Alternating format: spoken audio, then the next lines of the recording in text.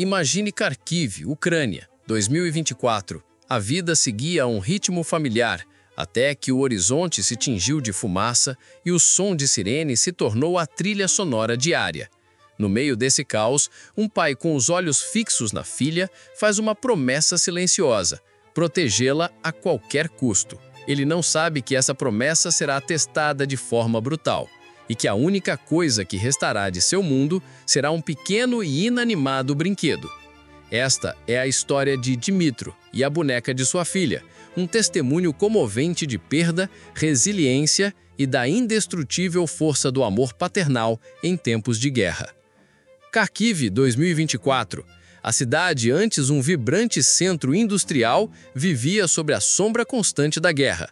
Para Dmytro, um engenheiro de 40 anos, a vida havia se transformado em uma rotina de apreensão.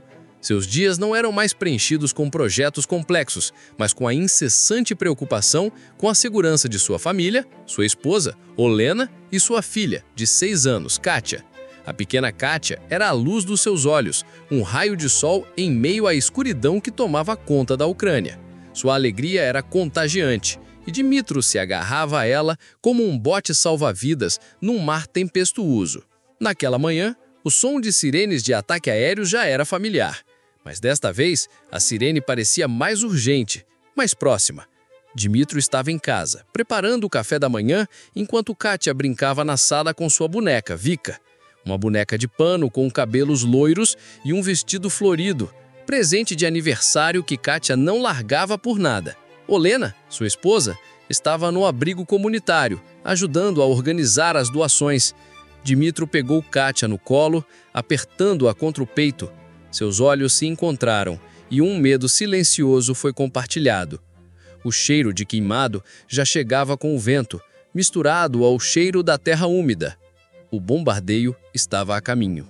O som da sirene se intensificou, um lamento agudo que perfurava os tímpanos e o coração. Dmytro sabia o que precisava fazer. "Katia, meu amor, vamos para o abrigo", ele disse, sua voz tensa, mas tentando manter a calma.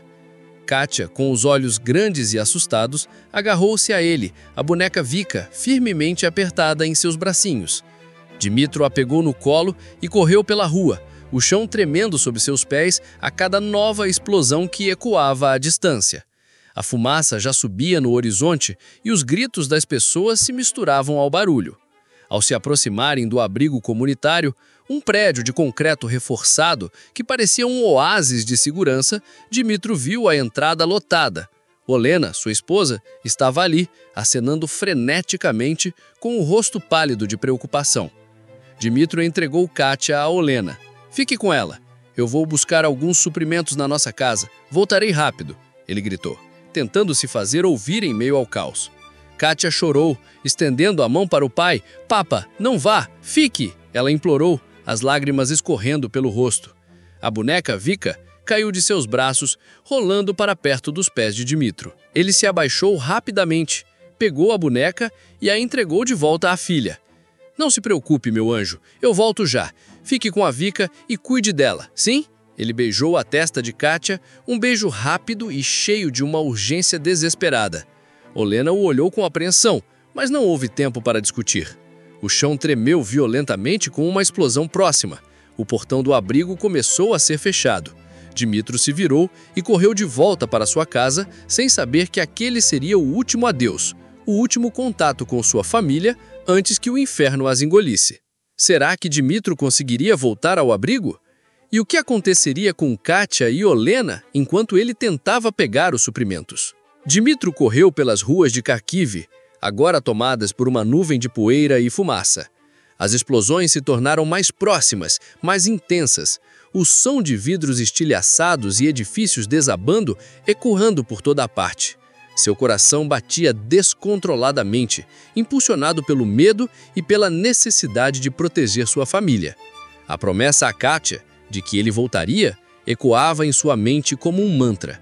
Sua casa, um pequeno sobrado numa rua arborizada, parecia agora um porto seguro em meio ao mar de destruição. Ao chegar, ele abriu a porta com as mãos trêmulas e entrou.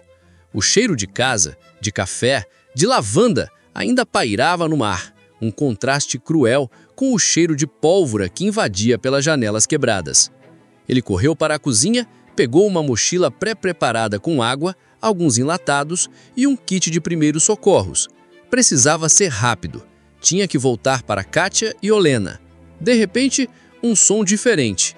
Não era a explosão de um míssil, mas um estrondo abafado e rasgante, seguido de um rugido que parecia vir de dentro da terra. A casa tremeu violentamente. Dmytro foi jogado contra a parede e a luz do dia sumiu, engolida por uma escuridão espessa. O teto desabou e vigas de madeira e pedaços de concreto caíram sobre ele, prendendo-o. A dor foi avassaladora, mas a consciência de Katia, de Olena, de sua promessa, o impedia de ceder. Ele estava sobre os escombros da sua própria casa, esmagado pela guerra que havia chegado à sua porta. Como Dmytro, preso e gravemente ferido, conseguiria sair daquele inferno particular? E qual seria a notícia que o aguardava do lado de fora? Sobre o destino de sua família no abrigo? Horas se arrastaram numa eternidade dolorosa. Dmytro, à beira da inconsciência, sentia o frio se infiltrar em seus ossos e a vida esvair-se lentamente. O som de paz e vozes abafadas que ele havia ouvido antes parecia ter parado. A esperança começava a morrer. De repente, um barulho diferente, um estrondo metálico, uma fresta de luz maior se abriu acima dele. Uma voz rouca e forte ecoou. "Tem alguém aqui? Responda!" Dmytro reuniu o que restava das suas forças. "Aqui!" ele conseguiu sussurrar, sua voz um miado fraco. Era uma equipe de resgate, voluntários que trabalhavam incansavelmente em meio à devastação. Eles cavaram freneticamente, removendo os escombros que o prendiam. Cada movimento era uma pontada de dor excruciante, mas Dmytro suportou, impulsionado pela promessa de rever Katia e Olena. Finalmente, após um esforço agonizante, a viga foi levantada e Dmytro foi puxado para fora, para a luz do dia, que agora parecia estranhamente brilhante. O seu corpo estava coberto de poeira e sangue, e seu braço e perna estavam visivelmente feridos. Ele foi levado para um posto médico improvisado, onde paramédicos começaram a tratar seus ferimentos. Enquanto recebia os primeiros socorros, Dmytro perguntou por sua família. "Minha esposa, Olena, minha filha, Katia, elas estavam no abrigo? Elas estão bem?" Sua voz era um fio de esperança. Os paramédicos se olharam, seus rostos assumindo uma expressão de profunda tristeza. Um deles, um homem com olhos cansados, se aproximou. "O abrigo, Dmytro, foi atingido logo depois que você saiu. Não houve sobreviventes." As palavras foram um golpe mais forte do que qualquer viga. O mundo de Dmytro desabou novamente, desta vez por completo.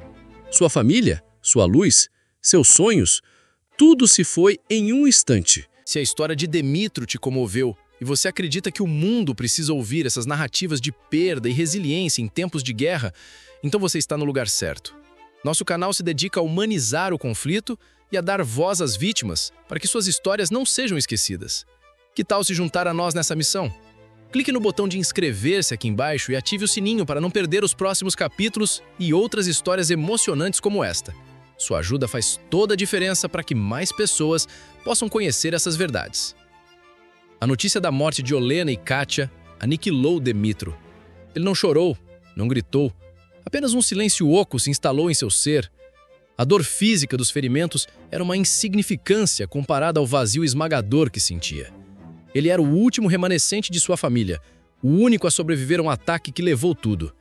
Dmytro permaneceu no posto médico por alguns dias, seu corpo se recuperando lentamente, mas sua alma permanecia em ruínas.